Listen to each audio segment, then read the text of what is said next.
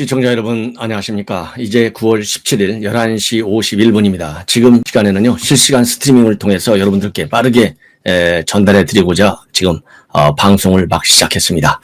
오늘 첫 번째 방송도요 실시간으로 여러분들 이준석 기자회견 내용을 보내드렸어요. 저도 댓글을 다 봤는데 뭐 싫어하는 사람들이 굉장히 많은 것 같아요. 댓글에 보면. 그러나 지금은 아주 특별한 하자가 없는 이상은 우리가 다 한 식구가 돼야 되겠다.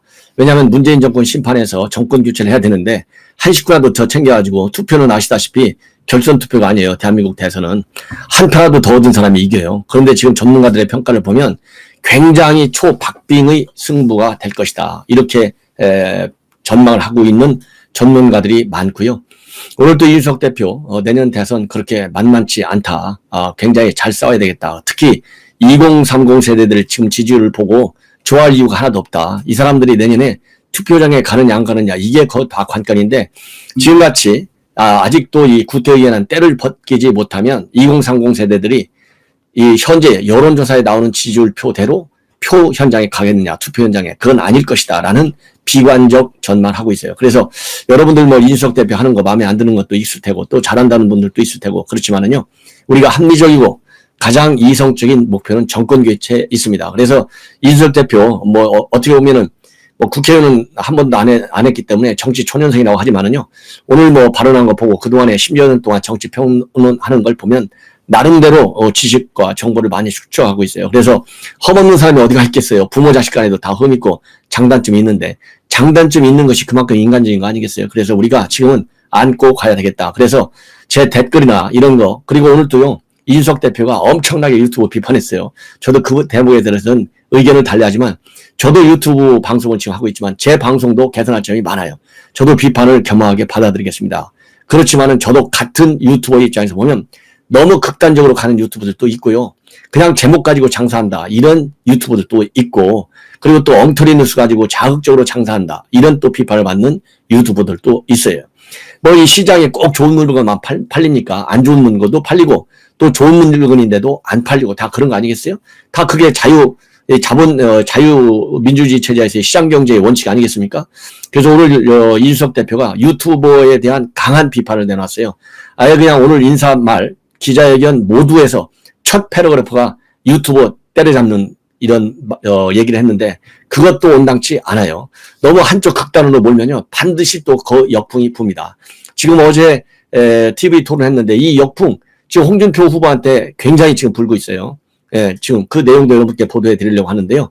그런 것처럼 어느 한 극단으로 모이는 정치는 더군다나 지금 문재인 정권과 심판해야 할 이 시점에서는 바르지 않다. 지금 너나 나나 할 것 없이 2030 외연 넓혀라 이러잖아요. 외연 넓히는데 가장 기준적인 것은 뭐냐? 합리적이고 이성적이고 논리적인 판단을 하는데 합리적, 이성적, 논리적 판단의 배우는 팩트를 가지고 해야 돼요. 저는 반드시 팩트를 가지고 합니다. 그리고 팩트가 아닐 경우에는 저의 생각이다. 이런 얘기가 돈다. 저는 정보를 30년간 해온 사람 아니에요. 그래서 그거를 우리 시청자 여러분들께, 우리 국민들께, 정권 교체를 바라는 국민들께 혼선을 드리지 않기 위해서 저는 각별히 노력을 하고 있습니다. 그런 점을 염두에 두셔서요. 시청자 여러분들께서 제 방송 좀 믿어주시고 많이 구독을 좀 권유해서 지금 오늘도 그랬어요. 100만 구독자 가지고 있는 유튜버들한테 뭐 직격탄을 날렸어요. 아주 100만이라고 얘기했는데 뭐 100만이고 아니고 간에 뭐 비판받을 유튜버들은 본인들이 제일 잘할 거예요. 내가 뭘 고쳐야 되는지. 저도 고쳐야 돼요. 예, 노력을 하겠습니다. 그러나 저는 자신 있게 제가 30년 동안 그야말로 신의 성실 원칙을 바탕으로 해서 열심히 국가와 국민을 위해서 일을 해왔기 때문에 그 일관된 정식으로 밤 2시든 새벽 3시든 간에 뭐 낮 1시든 그야말로 중요한 뉴스가 있으면은 여러분들께 즉각 보도해 드립니다. 이 점은 제가 어느 누구에게도 자신 있게 얘기할 수 있어요. 자, 서술이 좀 길어졌습니다. 죄송합니다. 이렇게 해서 어제 TV토론요. TV조선에서 이 주관을 했는데요. 넬슨 코리아에 의하면은 TV조선 대박 났습니다. 6%대 6.68%. 수도권 기준 5.85%예요. 그래서 이 전국 기준 8.64%. 이거 뭐 어마어마해요. 그래서 참고적으로 지난번 7월 3일 날 KBS 민주당 1차 토론은요. 시청률이 3.7%예요. 그래서 이 온라인 커뮤니티 내용을 보면 개콘과 비슷한 거다. 개콘 바르고 압도하고 있다. 개콘 바르고 있다. 이 소리는 압도하고 있다는 얘기네요. 바르고 있다. 잘 모르겠어요. 무슨 말인지. 윤석열은 긴장 많이 한 듯한 느낌이다. 이런 반응도 나왔고, MLB 파크에서는요, 원희룡 귤 재앙으로 히트쳤네요. 홍준표 담당 일진 하태경, 이런 발언들이 나왔다고 합니다. 자, 그래서 이 발언, 문제의 발언 내용은 바로 천천히 좀 말씀을 드리고, 매주 금요일 날 여론조사 나오잖아요. 한국갤럽. 상당히 놀라운 여론조사인데, 야, 이거 큰일 났습니다. 단결해야 돼요. 정말 단결. 지금 누구 홍준표 욕하고 또 윤석열 지켜세우고 또 이러는 것도 물론 중요합니다. 잘못한 것은 잘못됐다. 반성을 시키고, 잘하는 것은 잘한다. 그리고 못하는 것은 더 잘해라. 이렇게 우리가 방향 제시를 해줘야 돼요. 제가 그런 역할을 하겠다는 겁니다. 그래서 제가 여러분들한테 많이 봐주십시오. SNS 공유해 주십시오. 이런 말씀을 드리는 거예요. 갤럽 여론조사를 보면요. 우선 양자 대결을 먼저 말씀드릴게요. 제일 관심이 크시니까. 윤석열, 홍준표 둘 다 이재명한테 집니다. 오차 범위 안 바뀌지만은 윤석열하고 붙으면요. 42대 43으로 1%가 이재명 리드예요.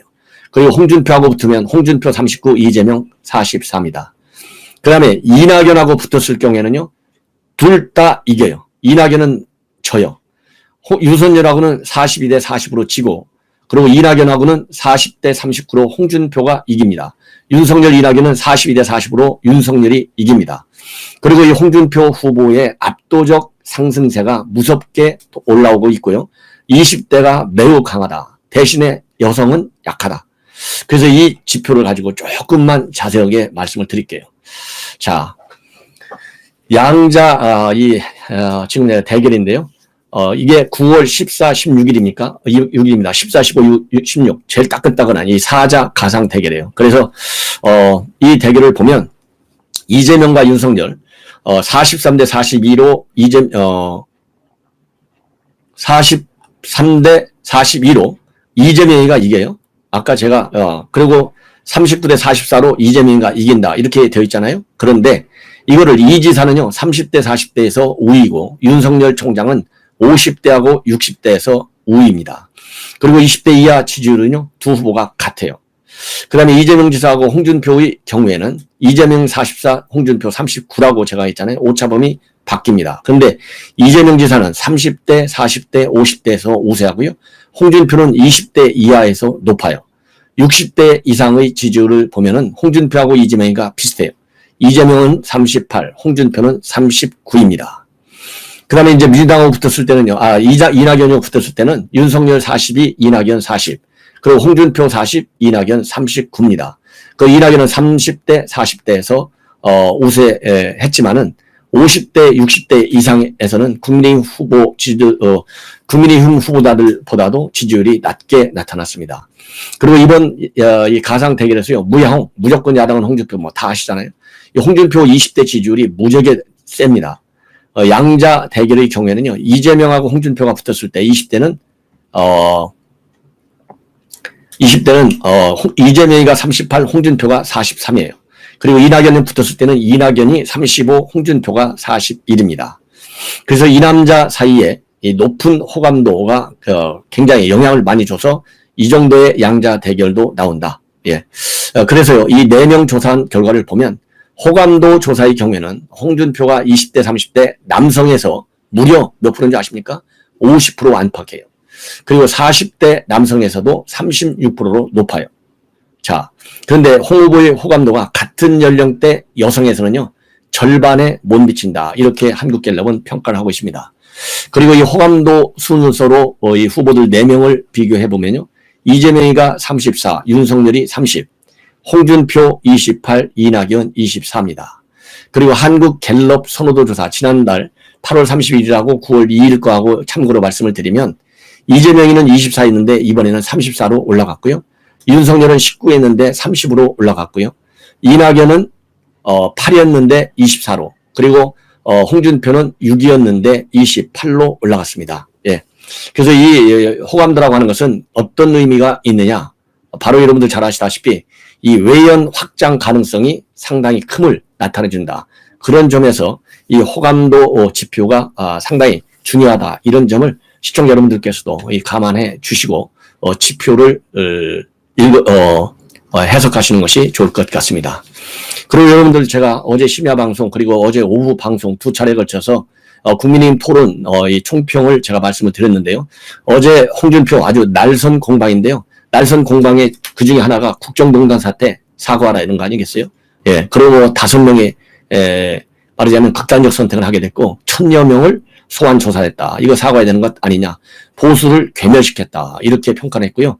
나는 검사로서의 법리에 충실한 수사를 했기 때문에 사과까지 할 필요는 없다. 이것이 윤석열 총장의 말하자면 반박 포인트였습니다. 그러면서 보수 괴멸의 원인은 바로 홍준표 후보가 2018년도에 지방선거에 패배하면서 보수 괴멸이 있었다. 이렇게 반박을 했어요. 그러면서 무야홍 그다음에 이쪽에서는 강철 이렇게 대립을 했는데요. 여기에서 특히 이제 조국 수사를 두고 이 조국 가족 이건 도육 수사였다. 이거 굉장히 과잉 수사였다. 이런 점을 지적을 했어요. 그래서 어제 그 현장에서도 원희룡 이 후보가 비판했습니다. 아니 1, 2심에서 다 유죄 판결했는데 과잉 수사하는 것이 말이 되냐. 이렇게 해서 어제 살짝 넘어갔고요. 그 다음에 하태경 후보의 경우에는 야 이거 조국하고 썸 타나? 이렇게 비판을 한 바 있어요. 그런데 하루가 지나니까 오늘 난리가 났습니다. 국민의힘이 완전히 뒤집어졌다. 이 제목이 뒤집어졌다요. 뭐 이 조선일보 제목이 뒤집어졌다고 나와 있어요. 이 정도로 지금 역풍이 굉장히 심하네요. 그래서 이 내용을 조금 자세하게 여러분들께 보도해 드리려고 합니다. 예. 자, 홍 의원이 이제 뭐라고 얘기했냐면 우리 편이라도 잘못된 건 지적하고 다른 편이라도 잘한 거는 칭찬한다. 그러면서 과잉 수사했다. 집요하게 조국 동생을 구속하고 사촌 구속하고 딸 문제도 건드리고 목표가 조국 퇴진이니까 이게 바로 이후에 이게 정치 사건이 돼버렸다. 이런 얘기를 했어요. 이런 얘기를. 그래서 이것이 이제 야권 지지자들이 이 패러디물을 만들어 가지고 조국 수 홍 이런 문구를 담은 지금 패러디물이 지금 아주 온라인에 많이 돌아다니고 있습니다. 여기에 관해서요. 유승민 의원은 뭐라고 비판하고 있느냐. 조국 사건은 부인과 동생까지 모두 불법을 저지른 일 아니냐. 조국이 아무리 내가 책임진다고 외친들 정경심의 불법을 어떻게 봐준다는 말인가. 이런 비판을 하고 있고요. 일가의 불법, 특권, 반칙, 위선 때문에 온 국민이 특히 청년들이 분노와 좌절에 빠졌는데 과잉 수사나니 조국 부부가 범법자인데 일가구 일범죄만 처벌해도 된다는 식의 생각은 대체 그 근거가 무엇인지 아무리 생각해도 이해가 안 된다. 법의 관용은 누가 봐도 딱하고 불쌍한 처지의 약자를 위한 것이지 조국 일가를 위한 것은 아니다. 이렇게 비판하고 있고요. 진중권 교수도 한마디 하고 있어요. 홍 후보가 민주당 지지층의 역선택을 유도하기 위해 던진 발언으로 보이지만은 크게 잘못한 듯하다. 이 판 자체가 그 사건 때문에 열린 거나 다름없다. 예. 그리고 이 진중권 교수는요. 이 조국 장관의 오촌 조카로 수사가 확대되는 때 홍 의원의 발언을 공유하고 있어요. 그러면서 윤석열 잘한다고 화이팅 외치던 분이다 라고 인용을 하고 그 귀한 말씀을 수사가 한참 진행 중일 때 하셨어야지. 그럼 최소한 진정성을 인정받을 수는 있었을 것이다. 이렇게 비판하고 있습니다. 자, 그리고요. 또 이제 이렇게 되니까 야권 지지층 분위기가 이제 심상치 않게 되니까요. 토론회가 끝난 다음에 그때 홍 의원이 바로 페북에 글을 올렸어요. 뭐라고 올렸느냐. 조국 전가족 수사가 가혹하지 않았다고 국민들이 지금도 생각한다면 제가 생각을 바꿀 수밖에 없다. 이렇게 해서 한 발짝 물러났습니다. 그러면서도요, 조국 장관 일가 수사는 여권 내 권력투쟁의 산물이고 그런 사건을 두고 우리 측이 흥분하는 것은 아니라는 것이 제 오래된 생각이다. 이렇게 설명까지 하고요. 전가족 몰살 사건은 제 수사처라고는 받아들이기 어려운 정치 수사다. 그러면서 정권을 안정시키고 오는 것도 검찰총장의 책무라고 하면서 조국 수사는 문재인 정권 안정을 위해서 하는 것이라고 윤석열 후보가 자기 지인에게 고백했고 그게 책으로도 출간된 것도 있는 것으로 기억한다면서 공세를 계속하고 있습니다.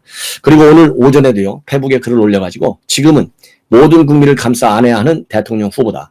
대선은 우리 편만 투표하는 것이 아니고 상대편, 중도층, 호남도 모두 투표에 참가한다. 제 입장은 다른 후보들과는 달리 본선도 고려해서 경선을 칠 수밖에 없다는 것을 양지해 달라. 반문만으로는 정권 교체가 되지 않는다. 이렇게 반박을 하고 있습니다. 그리고 자신을 비판한 다른 경쟁자들에 대해서는 뭐라고 얘기하고 있느냐. 대여 투쟁 한번 해보지도 않고 숨어서 이미지 정치에만 안주하던 분들이 당내 경선에서 당원들 표 얻어보겠다고 대여 최고의 전사했던 저를 공격하는 것은 참으로 어이가 없는 일이다. 이렇게 지금 반박을 하고 나섰습니다. 그리고 이 하트경 의원 오늘 아침에 또 YTN에 나와가지고요. 조국 수사 문제가 있다는 것은 검사 공격하기 위해서 도둑놈이랑 손잡는 거랑 똑같다. 예. 경쟁자 이기기 위해서는 적과도 손을 잡을 뿐 성문을 열을 뿐이다. 이렇게 공세를 하고 진행자가 내부의 적이라는 말이냐 이렇게 물으니까요. 그렇다. 명백히 공정의 가치를 버리고 불공정을 용인하는 것이다. 이렇게까지 비판을 하고 있습니다. 그리고 이준석 대표도요. 방금 전에 기자회견에서 뭐라고 얘기했냐면 홍 후보 입장을 정리해서 밝힌 것으로 아는데 그야말로 후보의 개인적 입장이다. 법조인으로서 본인 관점을 결합해내는 것이라고 본다. 그런 다양성이 오히려 토론을 재미있게 만들 수 있다. 그래서요. 이 홍 후보의 주장이 잘못됐다. 이렇게 얘기는 안 하고 개인적 입장, 다양성, 흥행 요소에 오히려 기여한 것으로 긍정 평가하고 있는 점이 지금 국민의당의 일반적인 입장하고 그다음에 온라인에서 나오는 이 평가하고는 좀 거리가 있는 그런 평가를 하고 있습니다. 물론 이제 홍준표 후보가 우리 당에 26년 있으면서 대여 투쟁의 선봉장, 달갑지 않은 저격수 소리를 들어가면서 당을 위해 동분서주했다. 그러나 지금은 국민을 감싸 안아야 하는 대통령 후보, 대선은 우리 편만 하는 것이 아니고 상대편 중도층 호남도 모두 투표에 참가한다. 본선도 고려해서 한 것이다. 이런 점을 이해해달라. 이렇게 한 발짝 물러선 거, 이것이 이런 점까지도 우리가 이제 고려해서요. 이 정도로 해서 우리가 지적을 하고 또 넘어가야 되겠다는 생각이 듭니다. 자, 그리고요. 이번 대선 판세와 관련해서는 이준석 대표 여전히 굉장히 불리하다. 그리고 경선 흥행 책임이라면은 자신 있다. 대권 주자들도 토를 달지 않는다면 이라는 조건을 붙이고 있습니다. 그래서 이번 대선에서 이기기 위해서는요. 2030들에게 어필할 수 있는 어젠다를 꼭 발굴해야 되겠다. 이런 주장을 했어요. 자, 그리고요. 그 다음에는 이제 이 전효 전 의원이 또 이 한 말씀 했습니다. 조국 사태, 왜냐면 김남국이가요, 조국 사태 거론해서 거론과 관련해가지고 울며 튀쳐나갔다. 이런 보도가 나오고 있거든요. 그러니까 뭐라고 돼 있냐면, 어제 김남국 의원이 중앙일보가 주최한 2040 세대 기획 좌담회에 있었습니다. 이 좌담회 선상에서 조국 사태가 거론되니까 눈물을 흘리면서 좌담장을 빠져나갔다. 이런 보도가 나왔어요. 예. 그래서 이거와 관련해서 전효 의원은 2030 세대와 만나는 자리인데 이 김남국의 행태는 거의 초딩급 주랭랑이다. 이렇게 혹평을 하고 있습니다. 20대들과 만나서 툭 터놓고 이야기를 하고 토닥여줘도 모자랄 국회의원이 토론 못하겠다라고 뛰쳐나간 거. 이런 것은 방송사고가 아니라 헌정사고라고 해야 맞는다. 우리 헌정사에 이런 국회의원 정말 흑역사를 확실히 썼다. 이렇게 주장을 비판하고 있어요. 예. 그러면서 그 원인이 조국 이야기를 물어봐서라고 하는데, 예. 원래 20세대 이야기만 하기로 했다. 그러면서 비난이 쏟아지니까 김 의원이 뭐라고 했냐면요. 조국 생각만 하면 눈물이 쏟아진다. 하면서 신파를 찍었다. 그래서 남구이가 벌써 조국이를 잊고 이재명 캠프로 가서 이재명 프롬프터 담당자가 됐나 보다. 이렇게 비판을 했습니다. 그러면서 국민성이라고 했더니 이재명 푸도리로 투잡을 뛰고 있구나. 이낙연도 사퇴한 처리되니 찔찔 짜고 남국이도 찔찔 짜고 민주당은 울고 짜기가 할 수 있는 최선인가 보다. 그리고 김남국과 고민정 남매지간 같다. 그래도 고민정보다는 남국이가 선수 같다. 고민정은 여전히 숨결 읽기인데 남국이는 친문을 거쳐 100개 명으로까지 튀었다. 그럼 조국은 남국이의 핑곗거리일 뿐이다. 이렇게 결론을 내고 있어요. 예. 자, 그 다음에는요, 이제 최재형 감사원장, 윤석열과는 단일화를 전혀 고려하지 않고 있다. 이런 또 입장문을 내놨습니다. 예. 자, 그 다음에는요, 이 마세라티, 조성은이가 타고 다녔는데 15년장 내지 않았다. 근데 IT 업체 투자 임원으로 되어 있다. 이렇게 되어 있는데요. 중앙일보가 오늘 단독 보도를 하고 있습니다. 이 단독 보도한 내용을 보면 이 벤처기업, 정부 IT 벤처기업 대표이사는 누구냐? 김종구 전 국민의당 대변인인 것으로 확인이 됐습니다. 근데 여러분들 잘 아시다시피 2017년에 국민의당 대변인이었는데요. 이 김종구가 당시 국민의당 대표는 누구였느냐? 박지원이었어요. 박지원이. 예. 그러니까 이거 뻔뻔짜네요. 여기에 김종구하고 이 조성은이가 임원으로 들어가 있어요. 임원으로. 본래는 이 A사 실소유주 이모 씨는 2015년도 10월부터 2018년 7월까지 대표이사를 맡고 오다가 올 4월 들어서 이 김정구 대변인한테 대표 자리를 넘겨뒀어요. 근데 이 A사 등기부를 보면요. 이 김 대변인 외에 등기 임원이 한 명 더 있다고 합니다. 등기 임원이 한 명 더 있는데 그 사람이 누구냐? 바로 조성은이라는 거예요. 그래서 조성은이가 이 김정구가 대표로 취임한 같은 날 등기이사로 등재했다는 겁니다. 참고적으로 말이죠.